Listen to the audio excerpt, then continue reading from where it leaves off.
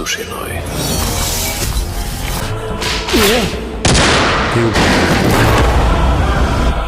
কেউ নাকটা একটু লম্বা হবে যে, সে এমন। জিতের ডাকাত বিপ্লবী নিয়ে দর্শকদের উন্মাদনা কিন্তু থামার নামই নিচ্ছে না।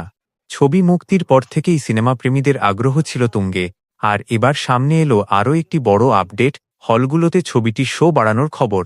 সোমবারেও যখন একাধিক প্রেক্ষাগৃহে ছবির শো বাড়ানো হয়, তখন বুঝতে হবে দর্শকদের চাহিদা ঠিক কতটা তীব্র। সাধারণত কোনো সিনেমা হলে ভালো ভিড় টানতে পারলেই হলো, মালিকরা শো ধরে রাখা বা বাড়ানোর সিদ্ধান্ত নেন। আর ঠিক এখানেই শুরু হয়েছে আসল চর্চা। ডাকাত বিপ্লবী কি শুধু শুরুর দিনের ক্রেজেই এগিয়ে যাচ্ছে, নাকি আগামী দিনগুলোতেও এই ধারাবাহিকতা ধরে রাখতে পারবে? জিতের দুর্ধর্ষ অ্যাকশন অবতার আর টানটান প্লট ইতিমধ্যেই নজর কেড়েছে সবার। তবে বক্স অফিসের আসল পরীক্ষা কিন্তু হতে চলেছে আগামী কয়েকদিনে। কোনো ছবির আসল সাফল্য নির্ভর করে উইকডেতে দর্শকের উপস্থিতি এবং শো সংখ্যা কতটা স্থির থাকছে তার ওপর।